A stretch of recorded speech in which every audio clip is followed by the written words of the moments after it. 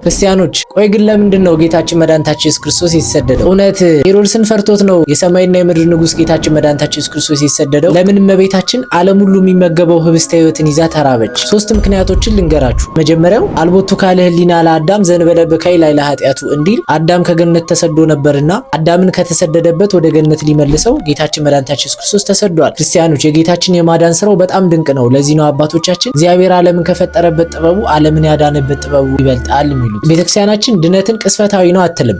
ድናሃል ድናችኋል እያለች አታስተምርም። ድነት ሂደታዊ ነው። ጌታችን ከጽንሰቱ ጀምሮ በልደቱ በጥምቀቱ የአዳምን የዕዳ ደብዳቤ እየደመሰሰ እያንዳንዱ በሚያደርጋቸው ነገሮች አዳምን ከተሰደደበት ከገነት ለመመለስ ይክሰው ነበረ። ስለዚህ ጌታችን ለምን ተሰደደ ካልን አዳም እግዚአብሔርን ያህል ጌታ ገነትን ያህል ቦታ አጥቶ በመጀመሪያ ወደ ምድር ኋላም ወደ ሲኦል ተጥሎ እያዘነ እያለቀሰ ይኖር ነበርና አዳምን ተሰደደበት ወደ ገነት ሊመልሰው ጌታችን መድኃኒታችን ኢየሱስ ክርስቶስ ተሰዷል። ሁለተኛ ሄሮድስ የተባለች ይህች ዓለም ለምታሳድዳቸው ለሰማዕታት፣ ለጻድቃን፣ ለቅዱሳን ለኛ ለሁላችን ለክርስቲያኖች ስደትን ለመባረክ ጌታችን ከእናቱ ጋር ተሰደደ። ክርስቲያኖች ጌታችን ለኛ የሚያስፈልጉንና የሚጠቅሙን ነገሮች በሙሉ ባርኮ ራሱ አድርጎ ሰጥቶናል። ጾሞ ጾምን ሰጥቶናል። ጸልዮ ጸሎትን አስተምሮናል። መከራ ተቀብሎ በዚህ ዓለም ላይ መከራ እንደሚያገኘን ነግሮናል። ክርስቲያን ከሆንን በስሙ እንደምንጠላና እንደምንሰደድ ዓለም እንደምታሳድደን ሊነግረን ጌታችን መድኃኒታችን ኢየሱስ ክርስቶስ የስደተኞችን የሰማዕታትን የቅዱሳን ስደት ለመባረክ ተሰዷል። ሶስተኛ በስደቱ ከዋክብት የሚበዙና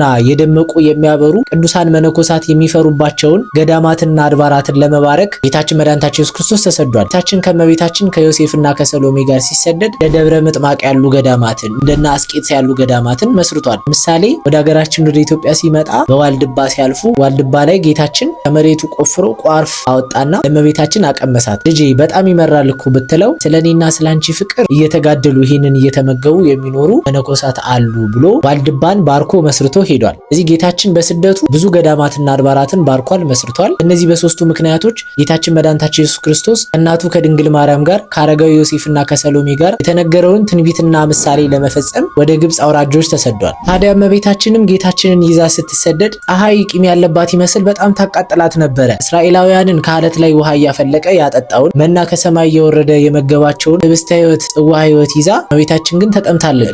ሌሊት ደግሞ በጣም ይበርድ ነበረ። ከመንገዱ የተነሳ እነዛ በቤተ መቅደስ 12 ዓመት የኖሩት መንገድ የማያውቁት የእመቤታችን እግሮች በጣም ደክመውባት ተጎድተውባት ነበረ። ለዚህ ነው አባ ጊዮርጊስ ዘጋስጫ ሰቆቃወ ድንግልን በእንባ ሲጽፍ በእውነት ይህንን መከራሽንና ጭንቅሽን ሳያዩ የወለዱሽ እናትና አባትሽ ኢያቄምና ሐና እንኳን ቀደሙሽ እያለ የተናገረው። ከዚህ ሁሉ መከራ በላይ ግን እመቤታችንን ያስለቅሳት የነበረው አረጋዊ ዮሴፍ የሚዘከረን ካገኘን ከተማውን እንሂድ ሲላት እሷ ደግሞ አይ የለም ልጄን ይገሉብኛል ብላ ጫካውን እንሂድ ትል ነበረ። ዞሮ ግን በጫካ ሲሄዱ ሽፍቶች፣ በከተማ ሲሄዱ ደግሞ ሰይጣን ልባቸውን ያደነደነው እንደነ ኮቲባ ያሉ ጨካኞች ያጋጥሟት ነበር። ክርስቲያኖች እመቤታችን በዚህ ወቅት እንደምናስበው ጌታችን ይዛ 3 ዓመት ከ6 ወር ያሳለፈችው መከራና ጭንቅ ሀዘን ሁሉ ጥግና መድረሻ ነው። ለዚህም ጌታችን ያለቀሽውን እንባ እያሰበ አቡነ ዘበሰማያትና በሰላመ ገብርኤል የሚደግመውን እኔ እምርልሻለሁ ብሏታል። እና ክርስቲያኖች ምን እናድርግ ካላችሁኝ አባ ጊዮርጊስ ዘጋስጫ እንዲህ ይላል። እመቤቴ ሆይ ከስደትሽና ከመከራሽ ከሀዘንሽ የተሳተፈውን ከበረከትሽና ከደስታሽ አሳትፊው ይላል። በዚህ በስደቷ ወቅት በማኅሌተ ጽጌ